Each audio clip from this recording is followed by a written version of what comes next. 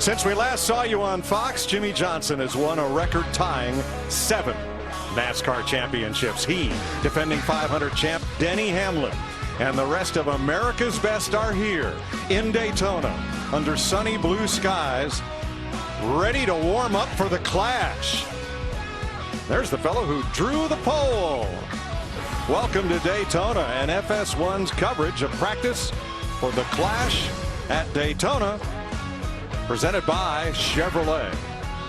Beautiful day here in the World Center of Racing, and are we thrilled to be back with you. Look at all the things that have happened since we talked to you last. The Cubs won the World Series. The Patriots won the only overtime Super Bowl in history, and it all happened on Fox. What's next?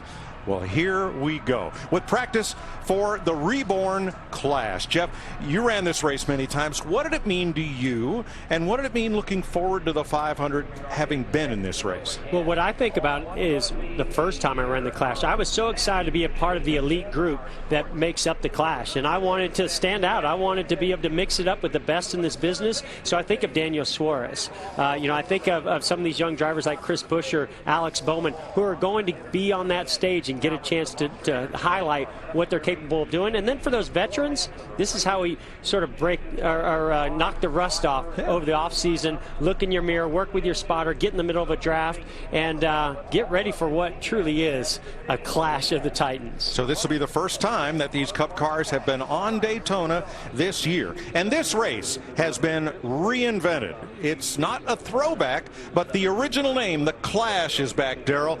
The field is smaller, tighter, more select. The race is more concentrated. It's much more like it was when you won it. Yeah, it really is. But back to his point, driver orientation. You got to have a little driver orientation, get comfortable out there. But yeah, it was 1981, and I was driving the Mountain Dew car for Junior Johnson, and I was trying to fill those big shoes of Cale Yarborough. And Cale was pretty darn good here at Daytona, and I had a shot. Like any young brash kid would do, to get by the old veteran Benny Parsons. He blocked me inside, he blocked me outside. I went to the apron, and I passed Benny on the apron to win that Clash. What'd Benny say? He was not happy. He said, "That's out of bounds." And then how long did it take him to actually make it out of bounds? Like another 10 or 15 years. Well, tomorrow night we'll be joined up here in the Fox booth by a special guest, Dale Earnhardt Jr. He won't be in the Clash. Look at that name above the window. Alex Bowman, who did win a pole in the 88 in 2016, will drive the 88 in this special event, non-points race that gets the season started. He's not the only newcomer who will be in tomorrow night's Clash. Here's Matt Yoakum.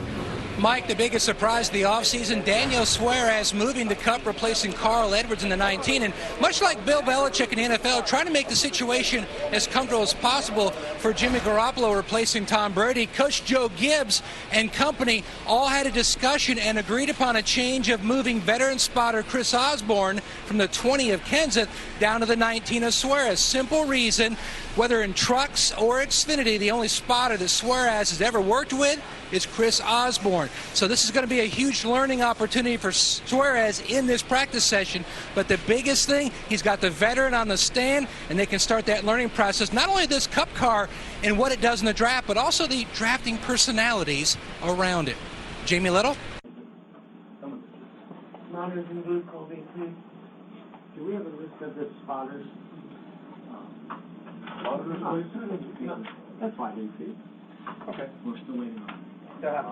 They are at Daytona. Kevin Harvick actually got to test this car one time in Phoenix in January, and the team came away with it thinking, well, we gathered a lot of information, but we feel like we're a little behind. A lot of question marks. There's a lot more that goes into an engine change than just plugging in the new engine. So Kevin Harvick now waiting. His crew chief, Rodney Childers, working on the front of the race car right now. There's a lot going on for this team. Rodney said he forgot it's even practice time right now. So you can imagine all these guys in the Stewart-Haas camp, 3 out of the 4 in the Clash, they are eager to get on track. I think that was Ricky Carmichael standing next to Harvick down in the garage. The GOAT, the greatest of all time in Supercross. Looking for a ride. Well, they've been longtime friends. You remember who owned the truck that he drove when he drove in the Truck Series? It was Kevin Harvick, I believe, was the owner of that truck. Well, good to have him on hand. The Clash at Daytona. Here's how you get in. Pole winners from last year. That's how the original Clash was, with just pole winners. But let's add past winners of the Clash. Daytona 500 pole winners. last year's what we now call playoff drivers. Last year they were the chase drivers. And with Carl Edwards' retirement and the 19 already entered, NASCAR approved Daniel Suarez to drive the number 19 in his first start in a Cup car in tomorrow night's Clash. That's just one of a number of great stories we're going to detail as we go through Speed Weeks here. Here's Larry McReynolds. You know, Mike, we only race 2 restrictor plate tracks a year, 4 races, 2 at Daytona, 2 at Talladega. There was no winter testing at those tracks during the off season, so it's been over 7 months since these driving teams, they've been to a restrictor plate track. Now, I go back to our race here a year ago, and back here in July, handling started becoming more of a premium. This racetrack is losing grip, it's starting to get bumps, so I think what these guys are going to do, talking to them earlier in the garage area, maybe some long runs in the draft to work on handling, and then think about that final segment after that mandatory caution. It's 50 laps. That's right there on the threshold of the fuel window for these cars. One of the things, Larry, I do worry about a little bit is the handling issue. This is the same tire we've had here since the repave, I think in 2013. It was a pretty hard tire then. You can see the track, it's much wider now, so that means it's lost some grip, some of the traction that they've had in the past. Now, I thought last year these cars were right on the edge of being a little bit too loose. Yeah, DW, I agree. When I think back to this race a year ago, and the rules haven't really changed much, so the cars are going to drive very, very similar. But you think of track temperature, how that's going to affect things, the aging of the track, as you mentioned. But what I remember, they're side by side, 2 by 2, and cars weren't moving to the front, and they started to have to be more aggressive, going up into the middle, making it 3 wide. That's when we really started seeing the handling get away from some of these drivers. Yeah, these little engines, I mean, they're restricted. And so if you lift out, you can say, well, I just barely lifted going in the corner. It kills your speed. When you can mac that thing, hold it wide open all the way around the racetrack, then you can get max speed. But if you start having to burp that throttle a little bit, boy, you lose a lot of time. Well, and that's one of the things you have to do. If you're going to go into the middle, make it 3 wide, you just don't have the amount of air getting to the rear spoiler and pushing that car to the racetrack. You're going to have to pedal and adjust your driving style as you're in the middle, sliding through the corners. Hanging on for dear life. Sounds like a tall order. Joey Logano will be in his night Clash Saturday night. Chase Elliott will make his first start in this all-star style race.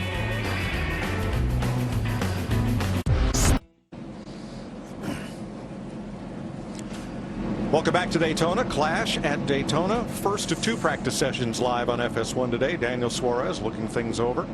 We spend a lot of time doing that right there, looking it over. Here's the way they'll line up. The crew chiefs drew for the starting lineup. Brad Keselowski and last year's winner Denny Hamlin to row 1. Jamie Mack and Austin Dillon row 2. Martin Truex, Jimmy Johnson. Kevin Harvick, Alex Bowman in the 4th row, a Ford and a Chevrolet. And Joey Logano and Kurt Busch in row 5. Kyle Larson, Danica Patrick. Kyle Busch and Chase Elliott, Matt Kenseth, Daniel Suarez, Kenseth's new teammate at Joe Gibbs Racing. And then Chris Buescher, not in a Ford as he was last year when he won a race, but in a Chevrolet, teammate to A.J. Allmendinger this year. So that's 17 who will line up. Total of 75 laps. The race will be run in 2 segments with a caution at lap 25.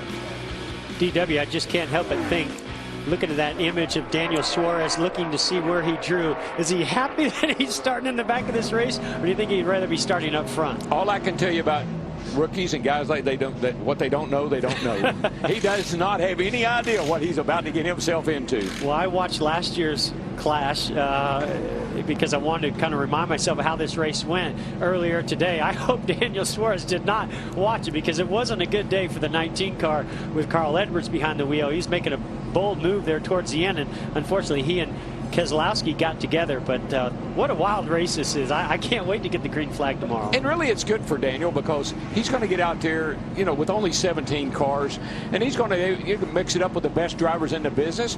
He's going to evaluate where he is right away. He's not going to wait till next Sunday for the 500. He's going to know tomorrow night what kind of shape he's in as far as where his car is, where he is, where his ability is. I just got to believe he's so excited about this opportunity. I mean, he has made it to the elite level. He's done an excellent job being there. He deserves to be here. And now he gets to mix it up with guys like this, a 7-time champion, Jimmy Johnson. Well, driving one of those Gibbs cars down here usually turns out pretty well. Not bad. Seemed like I remember Denny Hamlin when he was a rookie.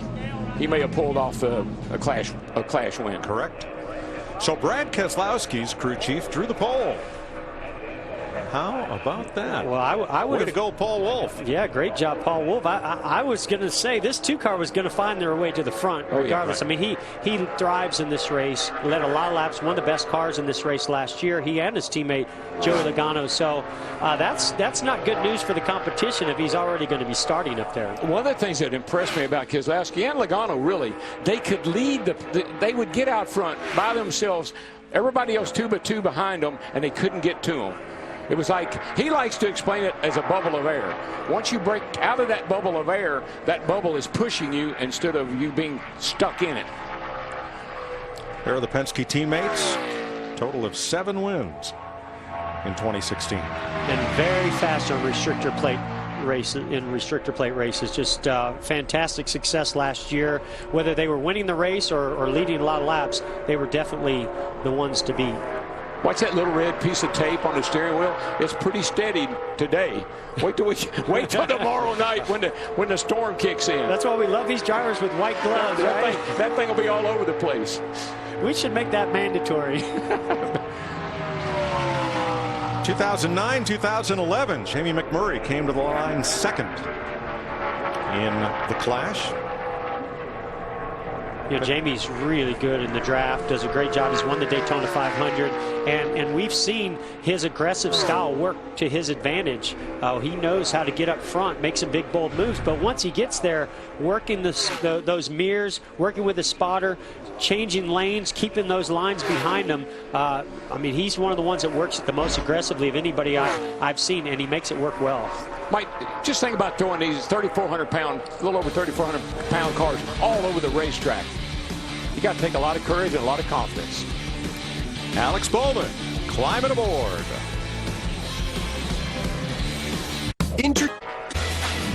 For the next 10 days, FS1's getting you ready for Daytona Day. Look at those 4 drivers who own 6 Daytona 500 wins. Among them, February 26th, 1 p.m. Eastern, the Daytona 500 on Fox. We can't wait to bring it to you. So much is new this season, and we've got 10 days to explain it all to you before the green flag waves. So Jamie McMurray finished up 5 laps on track. He is third of 3 drivers in the rundown. It's just pretty good through there. Pretty consistent all the way from entry to the exit. It wasn't like crashy, but it definitely ticked all the way around. A little bit better at 3 and 4, but You know, what he's talking about is heights. That's what these crew chiefs, they plan over the offseason to come down here. They want to get the back of that car and those skirts that you see running alongside the number 1 there, and they want to get those skirts sealed down to the racetrack as much as possible. That's what's going to help this car's cut through the air with the least amount of drag possible to give that car the most speed. But I will say, in looking at some lap times, Keselowski, Logano got a pretty good edge on the competition of the 4 cars that have gone out so far. Yes, they do. McMurray finishing up, Danica Patrick coming out on track, and Larry Mack, all single car runs so far. Yeah, and they're obviously not practice qualifying runs because the field was set by that drawing that you mentioned. But talking to a lot of crew chiefs, we're going to see some drafting. I think the Toyota drivers are going to be out there get together, the Ford drivers. But what several crew chiefs told me, including Alan Gustafson for Chase Elliott, we know weather is threatening tomorrow. We're supposed to have a 4-hour practice. We feel like that may be abbreviated. We want to learn some things tonight to just make the car run faster by itself that we could apply to the Daytona 500 car if we don't get all of that practice. Yeah, and you bring up a really good point, Larry Mack, because tomorrow there's so many cars. You got 40 cars trying to make qualifying runs to get ready for qualifying on Sunday. So this is an opportunity of far less cars, a nice open racetrack for them to get some good quality laps in and understand maybe what they're going to deal with for qualifying in single car runs. You heard Jamie Mack say car pretty good in 3 and 4, a little loose going into 1. Well, if you look at the wind, got a little bit of a headwind down the back. So you're pushing a little headwind going into 3. The car's going to feel a little better getting in there because of the headwind. Slows it down just a tad. Then you're going to get a nice push, a real good tailwind into 1. It's going to push you into turn 1 a little faster than what you think you're going, and that can make the car a little bit loose. Yeah, and I think a little bit to go along with that, DW, is whether the car was bottoming out and over some of the bumps. you want him to get close to the racetrack to seal up, but if it starts hitting too hard, now you're causing too much friction and losing a little bit of speed. When the car is bottoming out, it's like hitting a brake. You're literally hitting the track, slowing the car down. It's like hitting a brake. You hear that? That's a joyful noise right there. Yes, it is. That's keeping rhythm.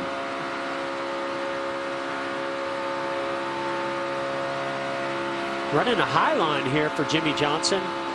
I don't know if that's what his plan is for qualifying, then he'll go back down to the bottom if he's just trying to get the car wound up, or maybe he's checking the heights as well, or just wants to run up against the wall to see what it's like. But be curious to see what he does over the next lap or two. Got a 360 camera on the roof there. I love it. What a year for Jimmie Johnson. Who would have believed that in yet another new format, he could come down to the final event at Homestead, Miami. And when Joey Logano took Carl Edwards to the wall, it was Jimmie Johnson out front, where he stayed to win his record-tying 7th NASCAR Premier Championship. You know what? We just came off the Super Bowl, and you watch Tom Brady and Belichick. That's what Jimmie Johnson and Chad Knaus remind me of. They run their race, and they wait for the other guys to beat themselves. And that's exactly what happened at Homestead. Individually, DW, these guys are incredibly good. Together, they're beyond great. It's magic. During that race, any one of the 4 drivers could have won it at a lot of different times. Jimmie was the highest ranked of those 4 for only 7 laps of that race, including the last. And you showed the highlight there, and I think we could sit up here and debate all day long whether Joey took Carl to the wall or Carl took Joey to the wall, but it certainly changed the outcome of that championship in a big way. Let's hear what Jimmie has to say about this run. Seems like there's a lot more aggressive bump entering 1. I haven't seen that before. You'll have to ask him when he comes in. Yeah, that's actually Earl. Spotter. I think he's reading the bumps from high above, but he's probably just seeing sparks. He's seeing more sparks come out behind the car. We saw a little bit of that with Joey Logano earlier, and that probably is telling him a little bit. He's just giving information to the team about what he's seeing of all the cars that are running and how they're hitting the bumps. See, one of the things I think makes Jimmie Johnson great, he will listen to everybody, and he will, if he thinks it's something that'll help him, he will apply it.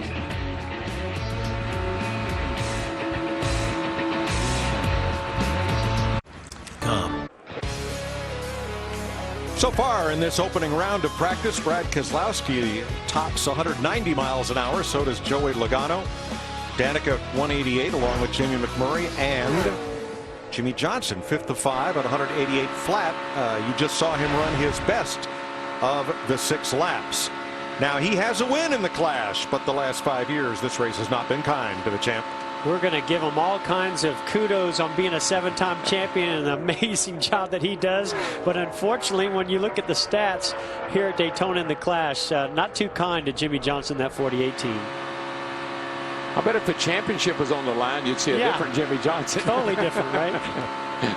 All right, let's check with Jamie on one of the first-timers in the Clash. That's right. You go from that veteran driver to a first-timer for the Clash. Chris Buescher, another one that has a lot of newness going on here in Daytona. Switched teams in the offseason. He's now with JTG Doherty Racing. AJ Allmendinger, of course, is his crew chief. And he has longtime crew chief Trent Owens calling the shots for him. So there's some guys down here been shaking hands, introducing themselves.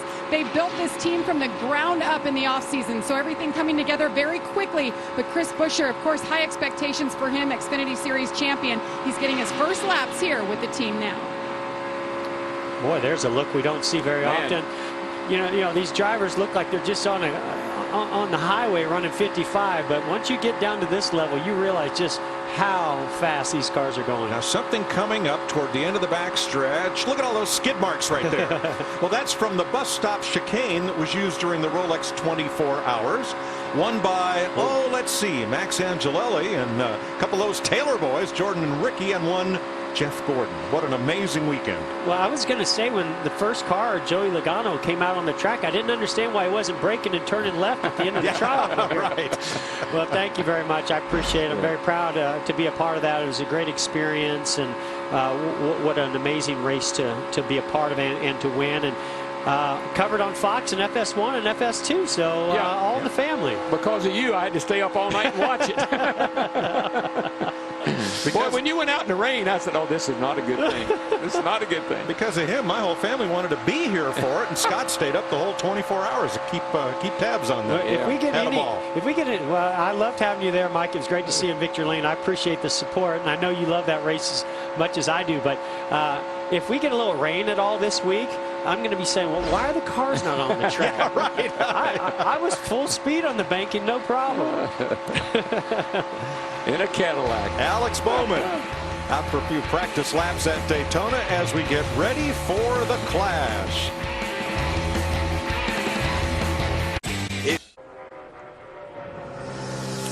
Here was the scene a couple of weeks ago. Yes, that's not your grandfather's Cadillac. That's a Cadillac prototype with a modified Escalade engine, and that's Victory Lane, where Wayne Taylor's sons, Jordan and Ricky, with Max the Axe Angelelli and Jeff Gordon, took the lead with less than 5 laps to go. Amazing move by Incredible. Ricky Taylor. I thought that was just one of the best moves I've ever seen. I mean, to just let off the brakes at that point in the corner to keep it next to the grass. Yeah, they made contact, but I was just blown away at the skills that a young driver like Ricky and Jordan Taylor have. Joey Logano has come off track, and he is now fastest. Matt. Mike, he ran 5 laps in his first run. As you mentioned, just completed his second run of the day, and their game plan has changed. Now, after the first run, they had to take a grinder and do some work like Jeff was talking about on the right side skirt just past the jack post. But Todd Gordon told me, Stumpy, their game plan has changed. They wanted to do some drafting practice this session, but it didn't materialize because everyone was in single car mode. So they have gone and done that as well. They've committed to single car runs this session. Now in the second practice coming up here on FS1, they will go to drafting practice, or they're hoping so. That's their game plan at this juncture. Well, the last time we were at a restrictor plate race, Talladega last October, that's the driver who won the pole. But I'm also impressed with that 42 car too. Look at little Kyle Larson right there on their tail. I mean, right between those 2 Penske cars. Hey, Larry, tell us about, we see cars pick up speed their second time out. We heard them talk about Todd Gordon grinding some of the pieces that were hitting the racetrack. But what other things? We always see them seem to go faster than second, third time out. Well, yeah, I mean, getting that splitter height, whether it's sealed off or whether it's bottoming out, I mean, that's big. And I think that's one reason a lot of them wanted to do a single car run to start with. But there's so many other things that can drag. You heard Matt talk about the side skirt on the right side. That's dragging. Anything that starts really bottoming out, whether it's suspension parts or body parts, it's going to scrub off speed. So it's important to get all that stuff. Keep it sealed, but get it off the racetrack. Yeah, the other thing, Larry, you think about it, the first time out, it's warm from being in the garage, but it's not up to full operating temperature. When you come in, your hubs are warm, your gear is warm, your transmission, everything has got heat in it. You go back out, the car just rolls freer. Well, Kyle Larson now has bragging rights. He is fastest by 1/1000th of a second. Pretty impressive. Doesn't matter how much you win by or how much you're ahead on the time sheet. Like I like to say, any up is up. Okay, bring it around to me. Easy as the splitter. So you hear him say easy on the splitter. What happens is you slow the car down and you lift off the accelerator. Actually, what ends up happening, the car pitches and gets on the front splitter and really starts dragging heavily. And what that does is now the team doesn't have a good reference point of how much the front splitter is dragging when it gets back to the garage area. So you really need to slow it way down the straightaway.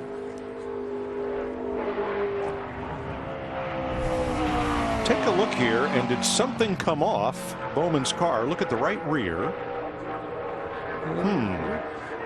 I would say yes.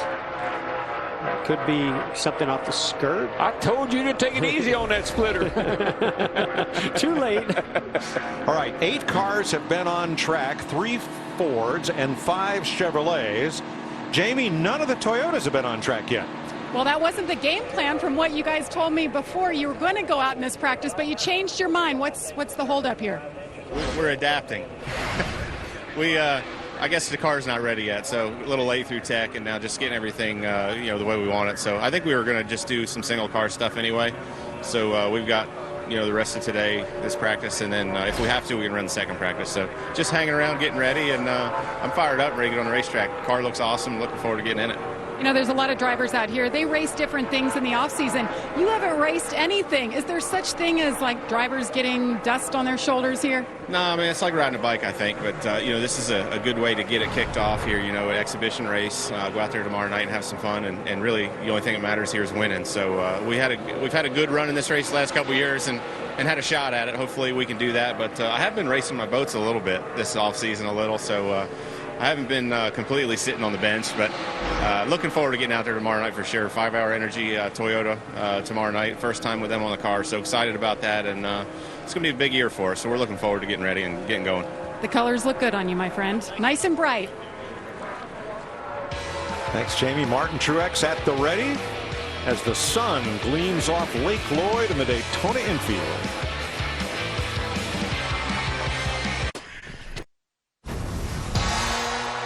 It's NASCAR's opening night at the birthplace of speed, Daytona International Speedway. This race is fast and it's unpredictable. You have got to go and go hard, folks. You ain't seen nothing yet. Get up on your feet. Boogity, boogity, boogity. Let's go racing, boys. Tomorrow night, coverage begins with race day on FS1, 6 p.m. Eastern Time. Red flag is out. NASCAR officials noting that whatever flew off Alex Bowman's car, they would like to find out there on the back straightaway. So they pulled everybody to pit road. It looked from up here, and I think you'll see a replay here. It looked pretty insignificant. Maybe a piece of the splitter or maybe a little brace of some kind. It's not very big. You'll watch it come out about right along in here. There it went. It comes out right behind the right rear or right in front of the right rear tire. It could have dropped down. I almost wonder if it's just a piece of the skirt. Yeah, a little bracket or something. Yeah. And there it is. Oh, show it to us. And there it goes. Don't they realize we're watching?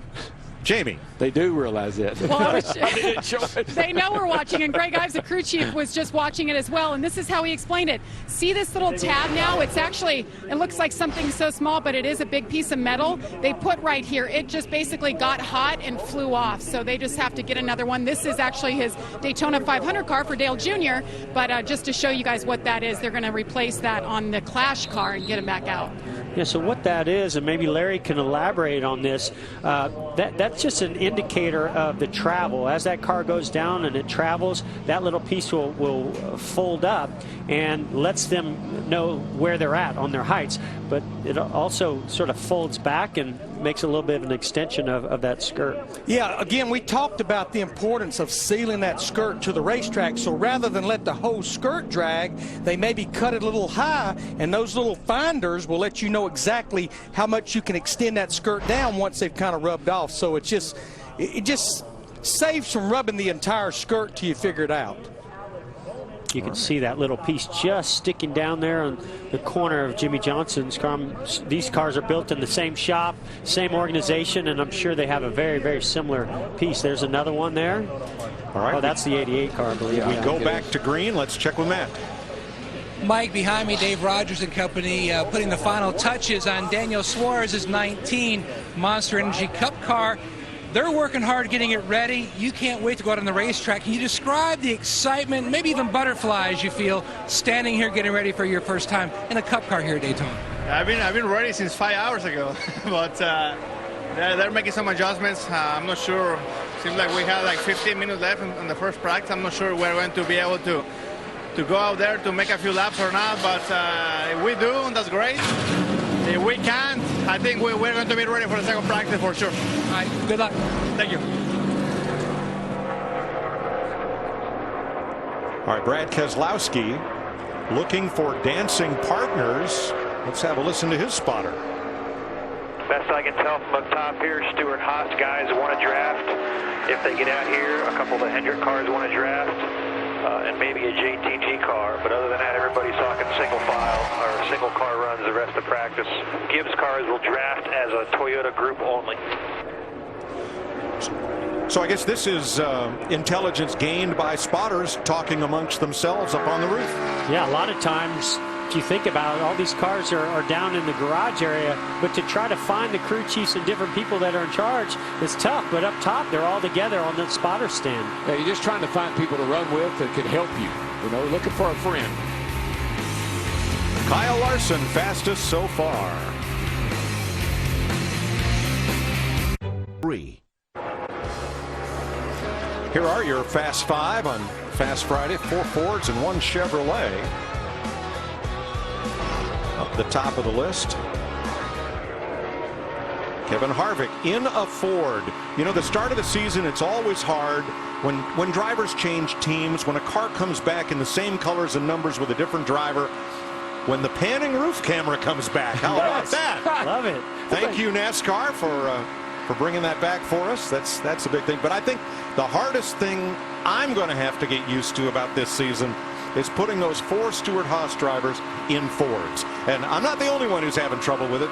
That has been quite a process. Oh, I think it's been a huge undertaking by this team. A lot of credit to them to just, be here with 4 race cars ready to go for the Daytona 500 this weekend. But, I mean, if you think of the detail of what it takes to switch manufacturers, as well as the alliance that they had with Hendrick Motorsports, they use their simulation. So you're talking about new chassis, new bodies, new engine, new people that they're dealing with on that side of it, as well as a whole new technology of simulation of what these teams use to get ready for every race and set them up. I just remember a crew chief a few years ago switched from Dodge to Ford, and he said it screwed up our whole front end because the engines were different. They fit down the chassis different. It was bigger in the front. I had to move this, had to move that. Takes some time to work through all that. Speaking of taking some time, it's taken some time to get Kurt Busch on track. He's not yet been out in this session. None of the Toyotas have practiced, so we've not yet had our first look at the 2018 Toyota Camry that will be raced this year before it hits the showrooms. Certainly nobody has done more over the offseason than Stewart-Haas, getting all their teams ready to come down here. Of course, we see here with Denny Hamlin, a new Toyota that you're making some comments about, DW. What do you think of that new thing? I think it looks pretty awesome to me. I was saying, why would you change the body? You had a pretty good one the way it was, but I've seen some pictures of this thing, and I think it's going to do a really nice job for them. It really looks good. Well, we'll see that aggressive new beak or nose on track pretty soon here, as we have a little more than 11 and a half minutes left to go in practice 1. For limits. Here's a look at the top 10, the only 10 that have been on track in Clash practice. 7 cars still sit in the garage. That includes all of the Toyotas. Here's Matt Yoakum. And Mike, one of those Fords sitting back here in the garage belongs to Kurt Busch and the 41 Monster guys. And simply, this team, like a few others here in the garage area, because of NASCAR's new inspection process, things taking a little bit slower, getting the car through inspection and working on it back here in the garage stall. And I know one answer that you would love to find out about this new Ford, just how this is going to react in the draft compared to your old Chevy. I'm just really excited to get, back in the seat, get going again, and then feel Doug Yates' horsepower from Ford. I mean, getting back with those guys, it was great to go by the shop, see everybody, and see some of the old faces and some of the new faces. But with Ford in general, Ford Performance, this is an exciting year, an exciting transition for Stewart-Haas. So I just want to get back in the car, get going, and yeah, Tony Gibson, he loves the super speedway racing, so his car, our car needed a little bit more time to go through tech. And when you talk about these cars, guys, the crew guys are putting the final touches on.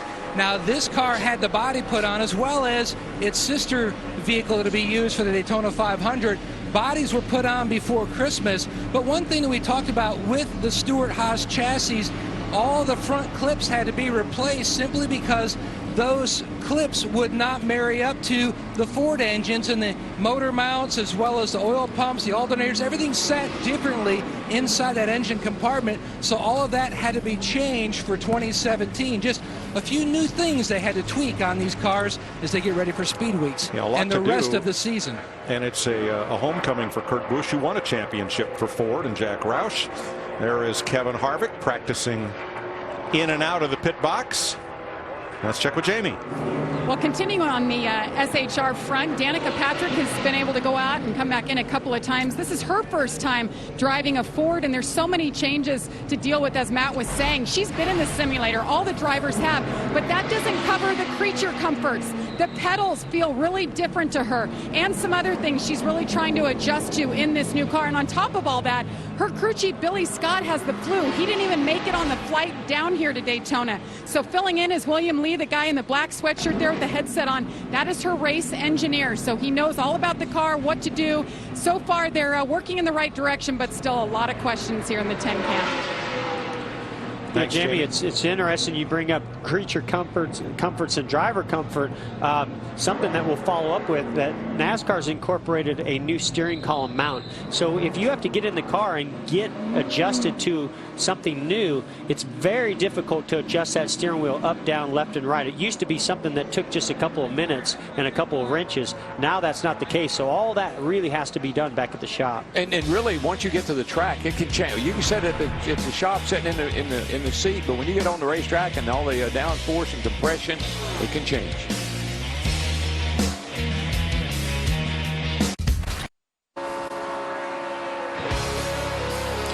Three and a half minutes left in this opening practice. NASCAR Race Hub is next. We'll be back 30 minutes later with Clash final practice and then women's and men's college hoops on FS1 tonight. Mike, I had to chuckle. They were talking about Jimmy Johnson. We didn't see Chase Elliott here in a 24 car. They talk about Jimmy Johnson, you know, not getting to run a draft run by himself. I always think about what Earnhardt would say. From Sinkwell to get out there and run with some people, I don't plan on running with anybody. All right, Jeff, 4 drivers, including Chase Elliott, are in their first Clash. What is the pucker factor going to be tomorrow night? Yeah. You nailed it. Yeah. it's going to be high. Again, if any of these drivers have watched previous races of the Clash, they realize this is a white-knuckle experience, that their cars are going to be all over the place. They're going to be 3 and 4 wide, but if you want to win it, you're going to have to take some big risks, make some big gutsy moves. Yeah, there's no restraints. I mean, you got no. It's all for the glory to win the race. And I had to laugh when I heard Martin Truex say, "Well, it's just an exhibition race." Well, I'm going to tell you what, they put on an exhibition. It would be an exhibition race. You'd think there's $1 million on the line for this race, the way these guys get after it. In 7 of the last 8 runnings of the Clash, there have been at least 9 DNFs for accidents. Hey, here's a little bit of Sparky. Sparks. Boom. That's big. Now that's the middle of turns 1 and 2. There's always been a fairly large dip right there, and you can see that right side. Probably the jack post came down, maybe even a tailpipe came down. Right side, skirt, tailpipe. So we'll have 30 minutes between sessions. NASCAR Race Hub will bring you up to date on everything else NASCAR. Is that going to give these drivers and crew chiefs and spotters some time to work out? Let's draft in the second practice. I think they're going to have to draft. I don't see the majority of these cars going out in the race, getting the green flag tomorrow night without doing a little bit of drafting. I think they use this opportunity as the sun is still out, track conditions slightly different, and with potential weather coming tomorrow, to get laps in by themselves to get ready for qualifying. Okay, Stewart-Haas, they can't afford to go out there and take very many chances because they don't have a lot of cars built. So I think they're going to restrain themselves to some degree. Jimmy Johnson, we know what he's going to do. I think, and there's 4 guys and gals in this, 4 guys in this race that have very limited experience. So who are you going to draft with, unless you draft with your teammates? You know, Daniel Suarez, who was in this race because Carl Edwards retired after the car had been entered. Jimmy Johnson coming to pit road and locked it up, trying to get in there. Let's show you that, and then we'll finish this story. He's coming. Look at him grab that shifter. Sparks flying. He's on the brakes, locking her down. Now, one of the reasons, besides just getting the driver some experience with this, that they like to do this during practice is also that front splitter. When you get on the brakes, it starts bottoming out, skipping, and will take weight off the front tire. So it's always good for them to get a really good reference on how hard that splitter is going to hit under braking. Yeah, that right. It's always the right front. It locks up the right front just about every time. You'd think that'd be the tire that had the most pressure on it. So Daniel Suarez is going to do something only one other driver has done, as Austin Dillon goes out, completes his run. He's going to start a race in a Cup car before he runs his first point race in a Cup car. Who else did it and why? Well, you're going back. David Green was the Busch Series champion, and that put him in the class before he'd ever run a Cup race. How did he do in that race? That's what I want to know. No, you don't want to know. Well, Daniel Suarez doesn't want to know. And Daniel Nacer don't want to know. Happened in 1995. He actually, David had won the most poles in the Busch Series in 1994. That's what got him into the race in 95. Well, I think that's pretty cool. They put him in there. That was an honor, I'm sure. Absolutely. At least prior to the race, he felt that way. 11 drivers took to the track in this first practice session. 30 minutes from now, we'll have round 2, and we anticipate drafting practice.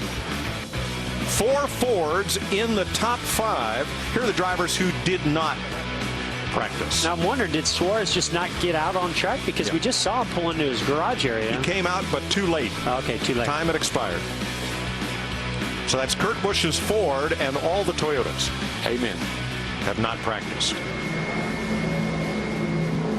And I don't know, Kurt's looking at this thing like, are we ever going to get on the track?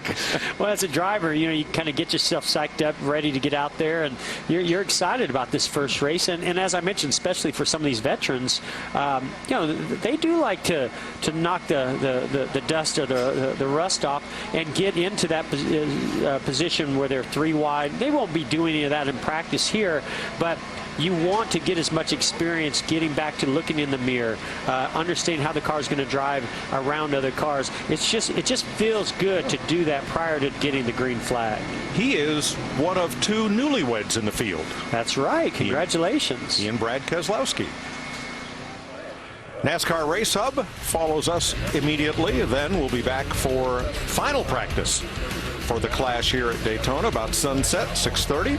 And then hoops. 3 newlyweds, don't forget. Dale Jr. He's not in the race. He's going to be up here in the booth with us. He's up here with us. Well, so he's in the Clash. He's in the booth. That's right. Okay, 3. We're going to be clashing up here all night. I'm sure of that. He's going to wonder what happened. I thought it was bad on the track.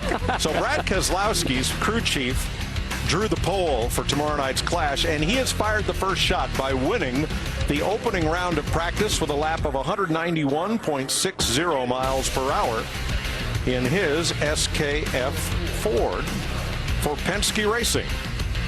NASCAR Race Hub Weekend Edition. John Roberts right now. See you in 30 minutes. Thanks, Mike. And Kyle Busch at the ready. He's either getting ready to listen to tunes or getting ready to hit the track. He and Denny Hamlin, last year's Clash winner. Kurt Busch is finally aboard his Ford. Martin Truex, motorboat racer, getting ready to roll. And Daniel Suarez hopes to take his first laps around Daytona in a Cup car. The stars come out at night for Clash final practice on FS1, presented by Chevrolet. 11 of 17 eligible drivers went out in the first practice session, all single car runs, paced by Brad Keselowski and Kyle Larson, a Ford and a Chevrolet. And now it's time for final practice, and we anticipate, eagerly anticipate, please, drafting. I think we're going to see it. I really do. We're starting to see them line up on pit road. I just cannot imagine that these drivers are going to go into that race tomorrow and get the green flag for the first time since they've been racing in November and not do some drafting practice, especially somebody like Daniel Suarez or Alex Bowman, Chris Buescher. Got to believe we're going to see them get into the middle of the draft. And Mike, this is really kind of more indicative of when the race starts. It's closer to race time. Everybody, that first practice, those first few hours, I think those guys were getting their cars tuned up, getting them through inspection. We saw a lot of work going on down there. So now these guys are ready to go. I think they'll go out and mix it up a little bit, really do. We are told the Toyota drivers will only practice with the Toyotas. What of the Fords and the Chevrolets? Well, let's get down to the garage and join Vince Welch. Well, Mike, the Toyotas, as you noted, did not go out in that first practice because they all wanted to go out together, and it took a couple of them a little longer to get through tech than it did the rest. So instead of having 2 or 3 go out, they wanted all 5 to run together. So that's what we'll see in this second session. As far as Daniel Suarez is concerned, his first time doing laps in the Cup car, I talked to his crew chief, Dave Rogers. I said, are you concerned about the driver's nerves? He said, I'm ready to get my race car out. My driver is ready. Chris? Well, Vince, some different strategies down here in the garage. Talking with some teams about being conservative tonight. They said, we don't want to crash a car today because if we do, then we're on our heels for the next 9 days. Well, behind me, Team Penske, their philosophy very different. Talking to Brad Keselowski, he said, we are going to run lots of laps. They did that in the first practice, 23 laps in that first practice. He said, I really want to draft in this second practice. I'm going to take some risks. I know if I crash this car, I've got 2 more in the trailer and 1 outside the garage. Wow. He's not scared. Yeah, that's a lot of insurance right there. Hey, that's an attitude I think you have to have for this event. You know, Jeff, if you go into a race, man, I don't want to wreck, what happens? You wreck? You wreck. That's pretty cut and dry, isn't it? It is. It's pretty simple, really. Although I have seen some that approach it, I don't care. Well, they end up wrecking too. All right, Kurt Busch is on track in his Ford, and here are the Toyotas coming out in formation. And we'll get our first look at the 2018 Camrys that will contest the Monster Energy NASCAR Cup Series this year. Very aggressive looking nose on those cars. You know, NASCAR has allowed the drivers to carry heart rate monitors this year. And not that we're going to have access to this information, but I would love to know what Daniel Suarez's heart rate is right about now. I think Mike nailed it in the closing there earlier. I don't think it's his heart. I think it might be something bigger than that.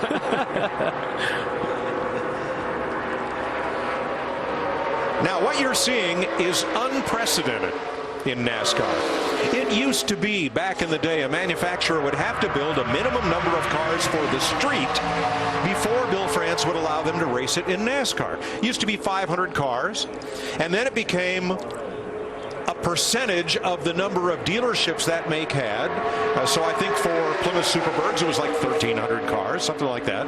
But NASCAR, in a collaboration among all 3 manufacturers, now have a program where a manufacturer can submit a car for competition before it goes to the showroom, and that submittal process begins more than a year ago. So the car that Joe Gibbs Racing and Furniture Row Racing have on track here in Daytona is the car that will be the 2018 Camry when it comes to the showrooms this fall. Well, Mike, we know they had an awesome race car last year, the car they had then, and so you're not going to jump this far ahead unless you think this one is at least a little bit better, and it might be a lot better. I'm just not sure yet. What I really liked about this, and I'd like to see other manufacturers in NASCAR do the same thing, they introduced the street car and the race car together at the Detroit Auto Show. I thought that's unprecedented. I really like that. Larry? You know, this clash has kind of been the Joe Gibbs Toyota drivers' playhouse. They have won 4 out of the last 5 clash with 3 different drivers. Of course, Denny Hamlin's won it twice, including last year.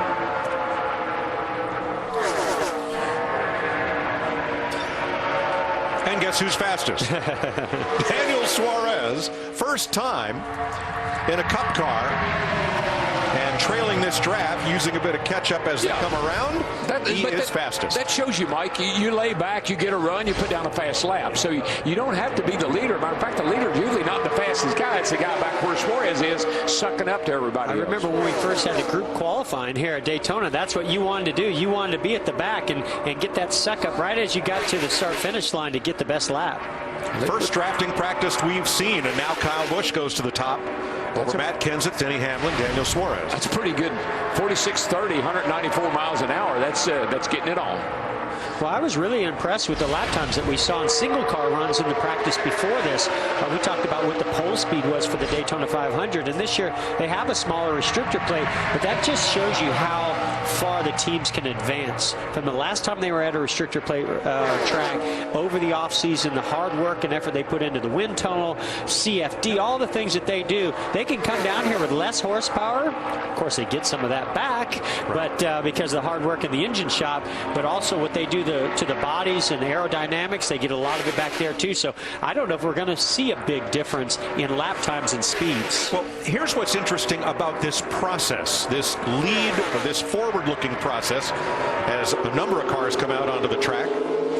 The Chevrolet and Ford engineering representatives saw this new Camry last fall when it was presented to them in very controlled conditions by NASCAR. Now that means with Chevrolet anticipating a new car in a year or so, the Ford and Toyota engineers have seen that Chevrolet. Already, it's in the development process for introduction in NASCAR down the road. And from what I understand through this process, the OEMs got together with NASCAR and the teams, and they said, here's how we think would be the best way to present a new car and go about this entire process to make it as even and fair, as well as get more out of the street car and race car, and bringing them together to collaborate to make the manufacturers really what this sport was built on, which is presenting a new car to the sport. Well, the way these cars are now, the way the templates are in the inspection process, nobody's going to get too far out of the box. So they may have a better car now, but look out for what comes later. Download now. Hey, watch this. Business has picked up in Daytona. Sparks are flying. Cars are moving all over the place. Keselowski wasn't kidding when he said, I'm going to go out there and be aggressive. He has been all over the place. Oh, he and Chase Elliott have been trading positions back and forth, doing some heavy side drafting, as you see right there. Keselowski get right down that quarter panel of that 24 car and then shoots away from him. That stalls that car out on the inside and lunges him forward and sort of pulls back that car. You'll be seeing this going on all night tomorrow. Joey Logano, that yellow Ford, has the fastest lap, 46.01. That's within a tenth of what they ran in this practice last year for the Clash. Vince Welch. Logano and that 22 team dodged a little bit of a bullet at the end of that first practice. They ran over a piece of debris and punctured a tire, and on that last run of that initial practice session, and it wore the splitter more than crew chief Todd Gordon liked. So in between the two sessions, they changed the splitter out, put a new splitter on it. So it wasn't major damage, but they had the opportunity to do it, so they went ahead and changed it out. But good thing they didn't have an issue after that punctured tire, that's for sure, out here at these speeds.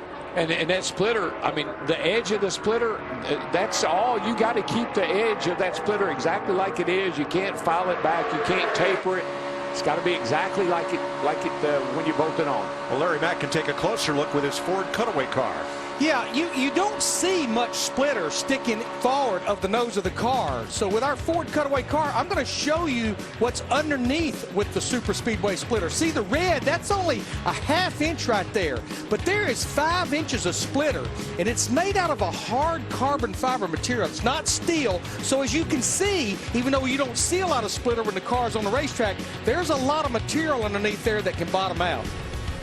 Yeah, and you wonder what's sparking underneath there. They actually will put some metal pucks in there that sort of are indicators of where they're at.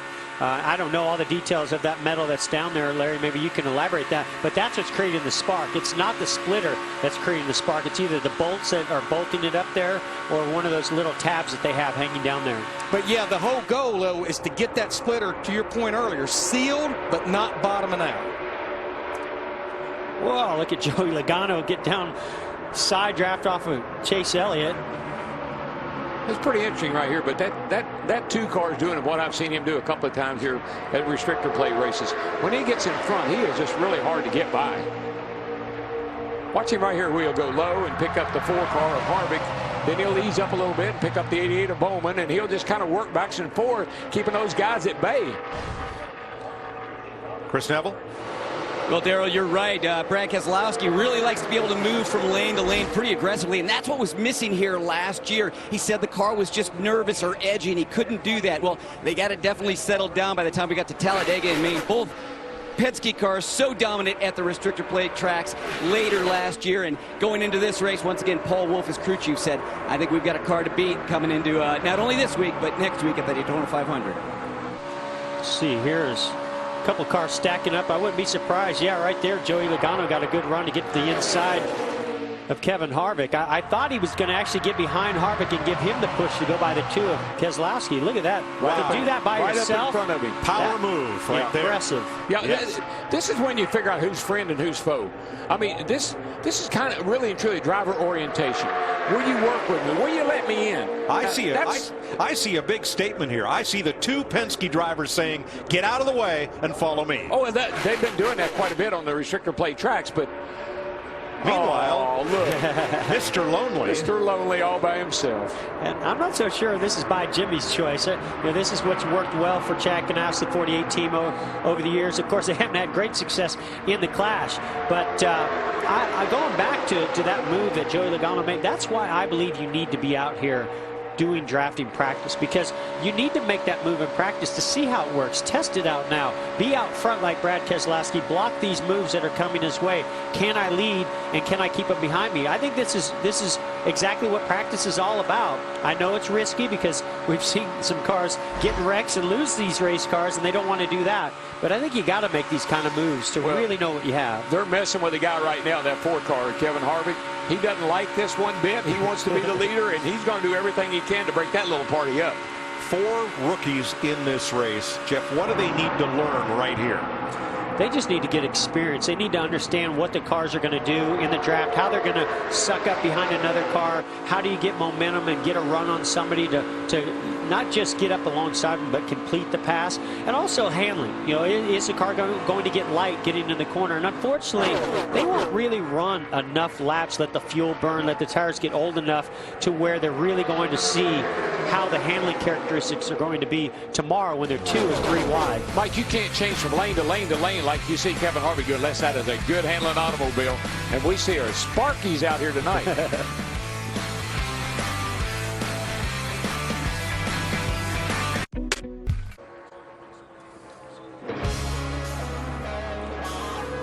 What a difference between day and night here at Daytona in the first practice. Brad Keselowski fastest at 191.6. Tonight drafting Joey Logano 195.5. And let me correct, we're within 1 second of the fastest practice laps in this session last year, not 1:10. But there's Keselowski's car up on stands. They're trying to figure out what is dragging on this thing, because it looked like everything underneath it was. Yes. The question is it dragging on purpose or an accident? Well, this is practice. 2 drivers have not been on track. Martin Truex's car is still in the garage. And Jamie McMurray, who made laps in the first session, is still in the garage. I can't believe Mark Truex has still not been out on track. And it doesn't even look like they're in a hurry, and it doesn't look like... We know Martin's ready. You can see his fingers fidgeting there, and he said earlier he was ready to get out there. Chris? There you go. Mike just checked in with the team, and they told Martin to get behind the wheel. So it sounds like they're ready. Cole Pern told him we're about a couple minutes away here. And I checked in with the team, and they said, we're just kind of going through those last-minute preparations. We were just a little slow to get through tech today, and we had a few more things we wanted to do to the car. So the team doesn't seem too concerned that they're not getting a lot of practice. And they didn't get anything in practice 1 and not getting much out of practice 2. That's all well and good. And if you just take your time to do what they're doing, unless you have a problem. And that's what you worry about. See, Chase Elliott came into his pit stall. You really have to find out how much grip, how late you can brake to get into that pit stall. A lot of times they'll be pitting under green flag conditions in this race, so they'll be coming in, and it's just a great reference to know how hard you can get into the pit stall and what your launch is like as well, how much wheel spin you might have leaving. And I got to wonder a little bit, Jeff, if that's not, last year you had some issues on restarts. And so if you have issue on a restart, then you maybe have issue trying to get out of your pit box. So you're trying to work through all that, I think, in your mind to have confidence when you drop the clutch, the car will launch. I got to believe over the offseason that's got to be one of the things that 24 team and Chase Elliott went to work on is, hey, how can we help you and what can you do to improve on those restarts to make sure when you're in that clutch moment that you pull it off. I mean, being in that position is great experience, but when you have it go well, it builds your confidence up, and they need to do that this year. And for these first timers in this race, it makes this an opportunity, not a burden, to have these extra laps of practice, to have this extra race of competition, just more reps and more times on track. 5 times this race has been won by a driver in his first attempt. There's a window lying right there. Yep. That came out of the side of Kurt Busch's car, I believe. Oh, it's hanging. Yeah. When it came out there, Jay.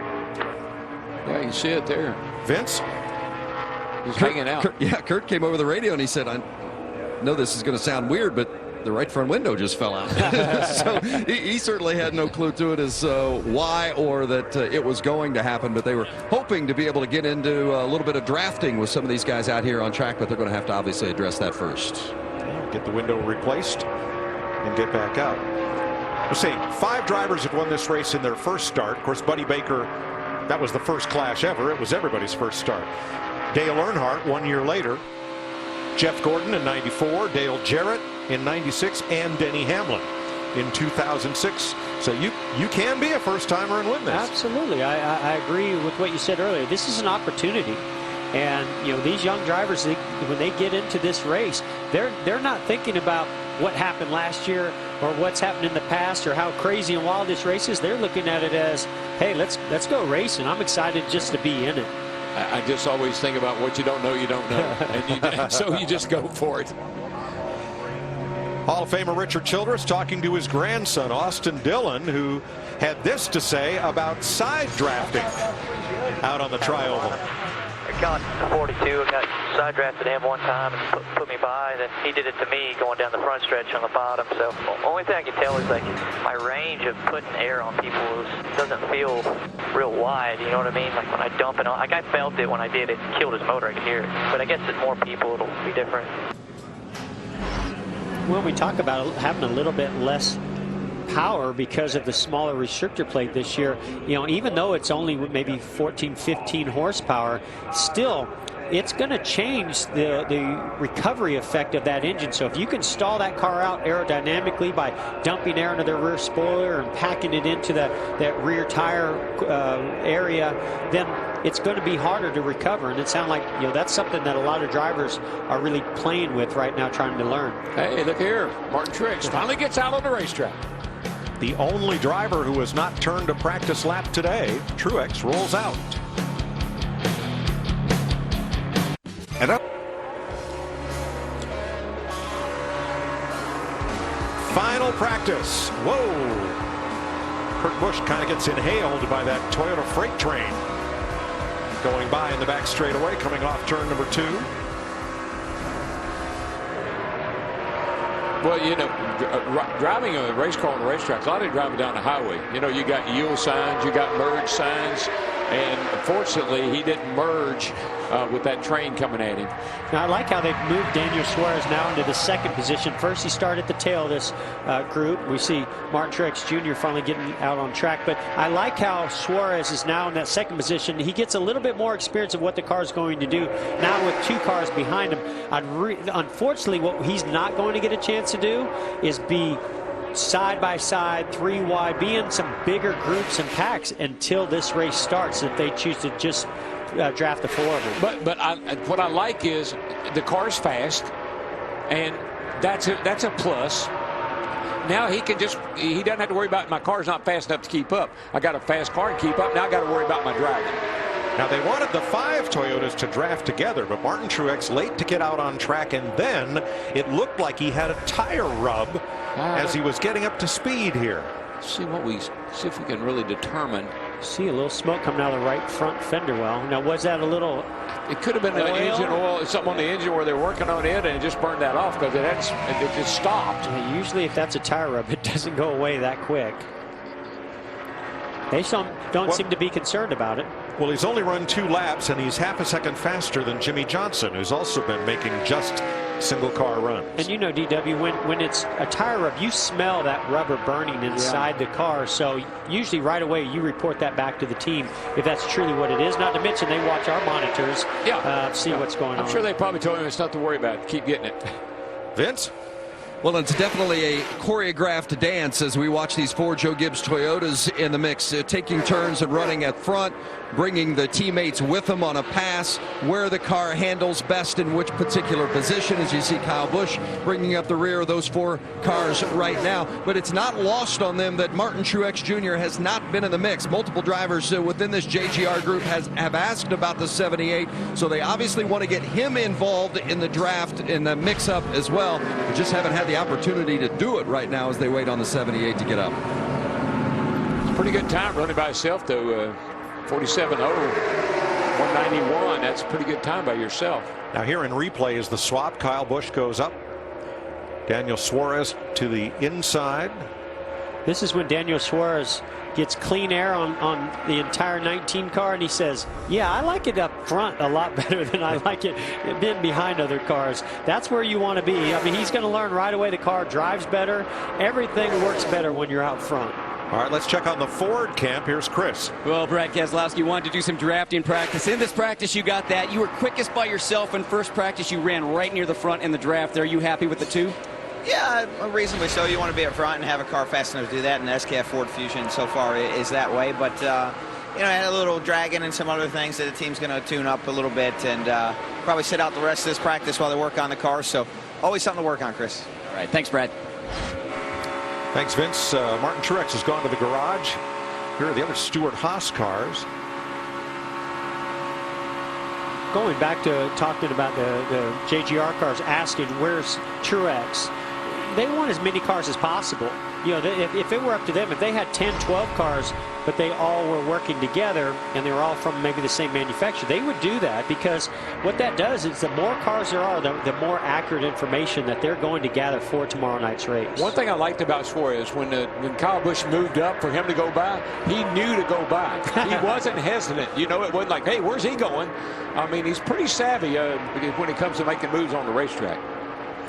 Now, last time they swapped positions, Kyle Busch benefited, went to the top of the chart, 45.877, 196.1.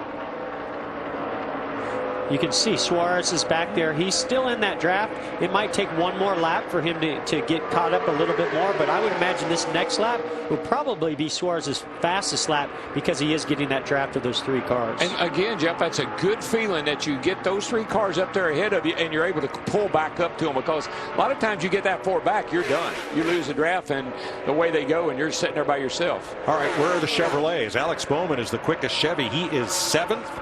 Austin Dillon is 9th. Kyle Larson is 11th. They have not shown the speed we saw of the Toyotas and the Fords. Going back to what I was talking about, having a larger group, when they were out there, they were mixing it up with other manufacturers, other teams. They were actually making moves that I think they're needing to practice for what's going to actually happen tomorrow. These 4 seem to just be orchestrated. We're going to let you lead. We're going to go to the back and just keep swapping. This reminds me of the Tour de France right here. Okay, so that was racecraft, not speed runs. Just think back to the Daytona 500. They worked together to the very end, and that's what they're doing right now. Kyle Busch and rookie Daniel Suarez, fastest.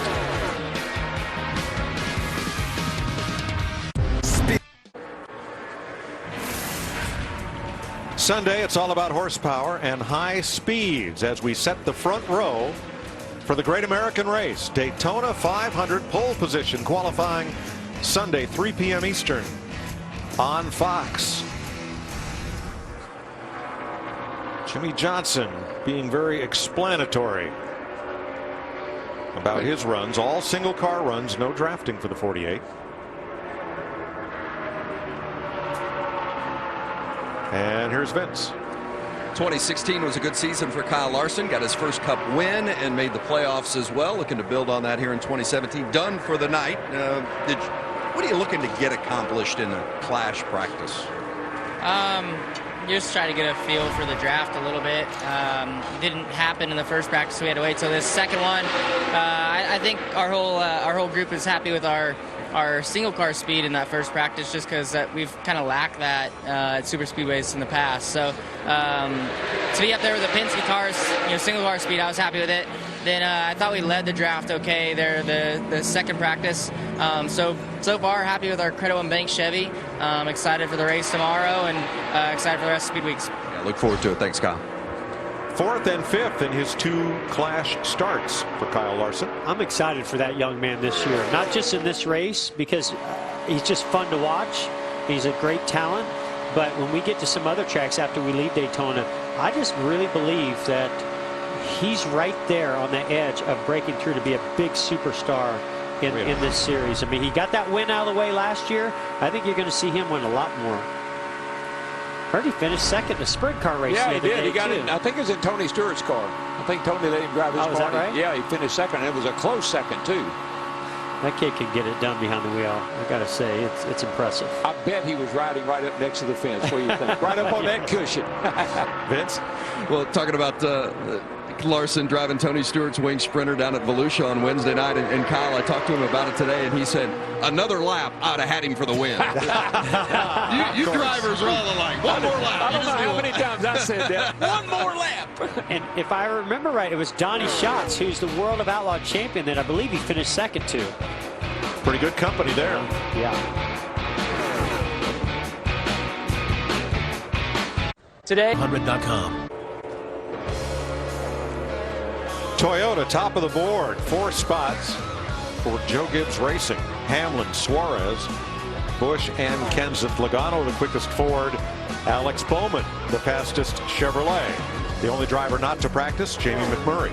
In this session, he did run some laps in the first round of practice. A little less than 19 minutes to go in final practice for tomorrow night's clash.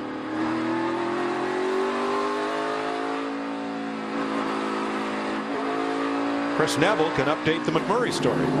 Yeah, Mike, you can see that one car up in the air down here. Just checked in with that team, and they said that they weren't planning on going out for this practice. Jamie was very happy with his race car in the first practice. I said, you only did single car runs. He didn't get any drafting practice. And the team said, he doesn't need any drafting practice. That's what the team said. Now, yeah, Jamie, on the other hand, he might not agree with that, but he's pretty good in the draft, has been.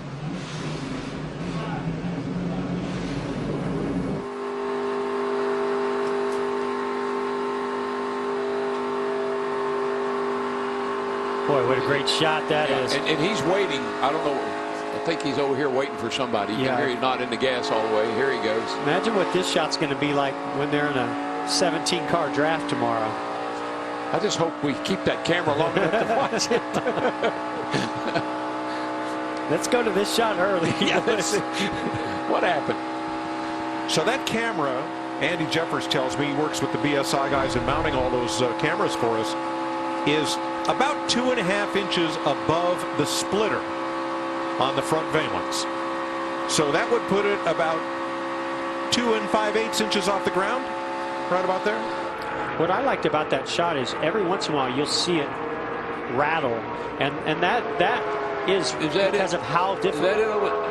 Oh yeah, I think that was over on the right front corner over there. Is that where it is, Andy? You see that just to the right of the grill. Yeah, that's how hard that splitter is hitting the track.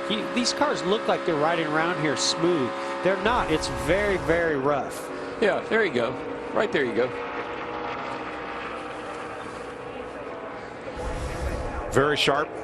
And again, thanks to JTG Doherty Racing and thanks to NASCAR working with us on some unique onboard camera placements. You know, guys, when I look at the Joe Gibbs Toyota drivers, I like what I saw them do there. Aside from mixing it up, moving around the racetrack, is remember tomorrow night's race is a 75-lap race, but we know we're going to have a caution at lap 25. That's what they just did. They ran 25 laps right there, knowing that's the length of that first segment. So I think they've got a pretty good handle on how their car drove, because a fuel run is roughly 42 to 46 laps. That's a really, really good point, Larry. Here's how it'll work tomorrow night for the clash. 75 total laps in 2 segments. Caution flag at lap 25. During that caution period, pitting is optional. So depending on your race strategy, we'll see what you do. We'll go back out, drop the green flag, and race to the finish. And you'll see it all right here. Well, I felt like Hamlin in that 11 car won this race last year because of coming in a little bit early under green.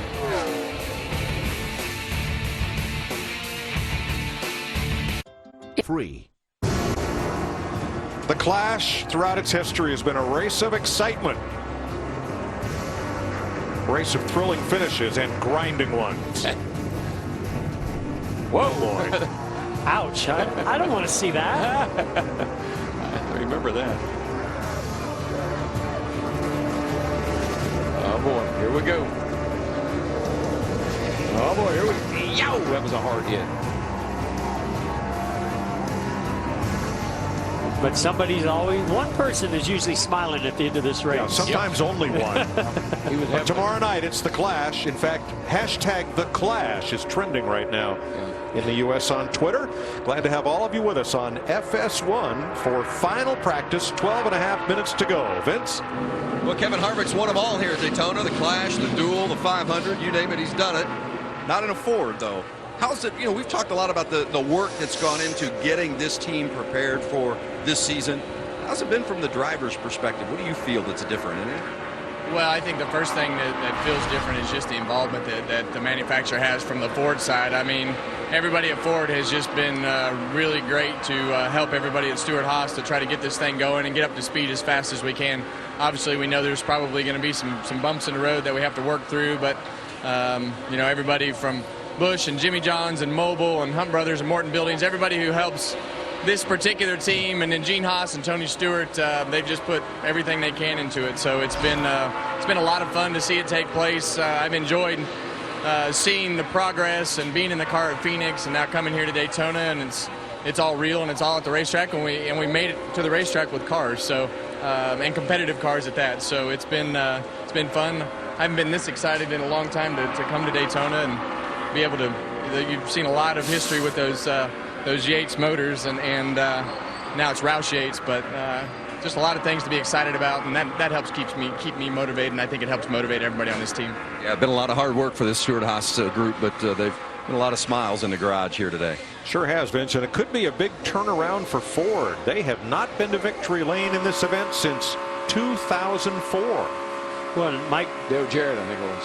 Yeah. Beyond just that, I mean, just think of the implications of what this is going to do for the manufacturer race this year. I mean, you're talking about Chevrolet losing 4, really good teams, and then those 4 going to Ford. So I think that's really going to shake up the manufacturer battle, and I think it's going to heat up that rivalry, and I love that. I love the competition, and I know that so do the manufacturers. It's something I think we missed over the last several years.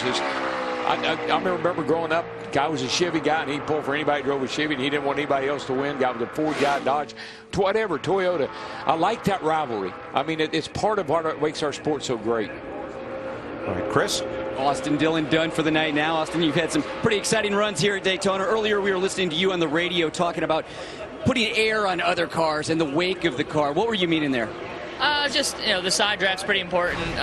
The guys that seem to lead a lot and make it up through the pack do it a lot. So we're just trying to get a little more aggressive for the 500, and tomorrow night we'll be working really hard to kind of get our balance for that, and then also just moving up through the field at how I want it to feel when we get into the big race. So I'm excited. We've had a fun off season, but now it's time to go to work, and our Dow Chevy was pretty good right there.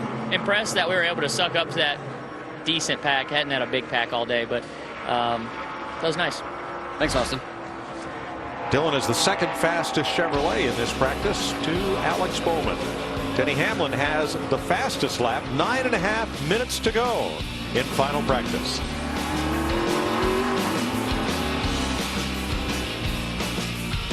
And up.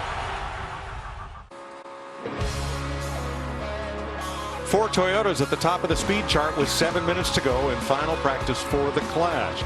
They've been out there drafting amongst themselves, not wanting to play with the Chevys and the Fords, and here they come once again. Mike, that cool night air, though, look at that speed now. We're up to 196.5 miles an hour. The speeds have creeped up all through this practice session. I know we're drafting, but these cars are fast. Well, and DW, that's only 4 cars. Exactly. We're going to have 17 out there. We're going to see some very fast speeds tomorrow. When a few cars get single file in that big group, we're going to see some blindingly fast speeds, especially if they're at the tail part of that, catching a group. Sucking up, yeah. Over 200 miles per hour if I had to predict. We don't like to make predictions up here, though. Oh, no, I like that one, though. I like that's a magic number, always was. Denny Hamlin going back on track. His crew chief Cole Pern had told them that they had overfilled an oil reservoir. That was the source of the smoke. They had to just run a bit and burn some of that off. So he should be okay. And as they get up to speed, we'll take a quick break and come back and watch the final minutes of drafting practice for tomorrow night's Clash.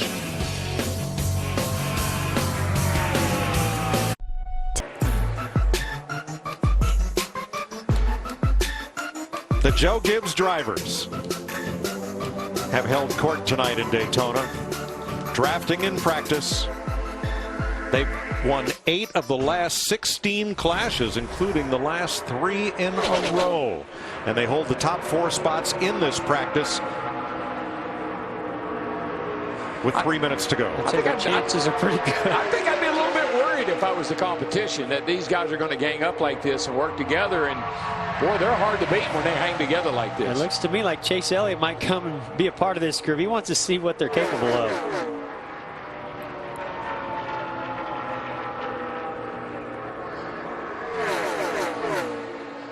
Best way to get a judge off your competition, go out there and jump in behind them. Well, you better get on. You better get up there behind them, or they're going to leave him pretty fast. Well, you bring up a good point, DW. We've seen where these 4 Toyotas have swapped positions, and that lead car, as it goes to the back, it always catches back up to the other 3. Curious to see what kind of power and what kind of speed that 24 car Chase Elliott has if he can catch up to these 4. Party pooper. They're going to pit him. Oh, no. They're going to bring him in. Oh, we'll have to wait till tomorrow night to find out. Because they don't want him to be discouraged. These guys are driving off and leaving him. Pit next time by. We may have a little work to do, bud. Daniel Suarez has run the most laps of any driver. Here we go. There'll be 3 of them. Still down there. 1 out. 1 outside. 18's in there now. 2 more all clear. Keep digging on the bottom. 20's back in line.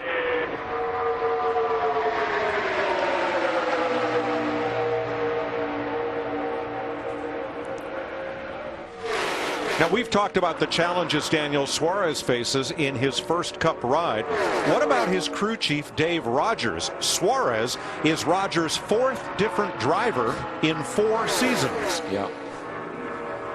Well, he seemed to handle himself quite well with different drivers. So, you know, you want to have some continuity and build some chemistry, but he seems to have a knack for doing it very, very quickly. Well, you think of the drivers he's had and what he's learned from each one of those guys. I think he's gotten better as a crew chief by working with all those different drivers. I think that's really going to pay off with he and Suarez. I think the one that has big shoes to fill is Suarez. I mean, those are some of the best drivers this series has ever seen that Dave Rogers has worked with, and now Daniel Suarez is going to be put to the task. Kyle Busch, Denny Hamlin, Carl Edwards, and this year Suarez. Well, he isn't shy. One thing I really liked about what I've seen with Suarez, he isn't shy. He's went out there. He's with the best in the business. Got a fast car, and he's running right there, you know, hanging with them and playing the game. They may get. Nope, this will be the last lap. Flags are out.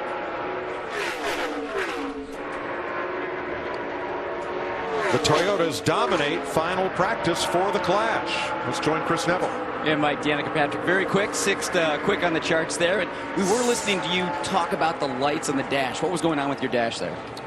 Just, you know, once we've got these digital dashes, it's customizable completely. So, you know, you work hard on making it exactly how you want, so it just wasn't like it was last year. And the color indicators were different this year, or different now than they were at the end of last year. So it's just a matter of trying to make it all the same. Or if I can't remember, just come up with a new light system that makes sense to me. But, you know, that's the kind of little stuff that you could fix in the January testing when you came. And especially with all the new Ford stuff we have and everything, it's, you know, the throttle was a little bit an issue for me too, just some of the feel issues. But those are things you can take care of in January. But, you know, we also did boring single car runs, so, you know, it's a trade-off. But it's a fortunate thing to be in the Clash in this TaxAct car, and it gives us good practice. We got out on a pack. We did some by yourself running, so it's a good warm-up for the 500. Yeah, very fast car. Just still dealing with some fitment issues down here. Mike? Second quickest Ford for Patrick Hamlin, the fastest Toyota. Logano in 5th, the quickest Ford. Bowman in 7th, the fastest Chevrolet. 16 of the 17 Clash contenders practiced. Jamie McMurray, the one driver who did not choose to go out in second practice. What have we learned? The Toyotas have speed. That has not changed from last year. The Fords seem fast when they get together. Brad Keselowski can go to the front whenever he wants and will. and what will happen tomorrow night. Well, this is something I was looking for, is Daniel Suarez to make his first run to pit road. That's really important. We're going to see green flag stops tomorrow, and I think it's extremely important to get at least one chance to get those braking points down to know what to expect with that car as he's coming to pit road. I've just been so impressed with Suarez in this whole practice, though. He's been very mature. He's used his head, and he's run some fast laps. He might be somebody to watch out for tomorrow night, guys. Tomorrow, Daytona 500 qualifying practice, 11:30 a.m. on FS2. Coverage switches here at noon to FS1. NASCAR Race Hub at 3:30. The ARCA Series annual Daytona race at 4. NASCAR Race Day here on FS1 at 6. And the Clash at Daytona, 8 p.m. Eastern Time. The first green and checkered flag for these Cup drivers in this all-star type race. The Clash returns to Daytona. One of 4 first-timers that will be in that clash. Women's hoops and men's college hoops next.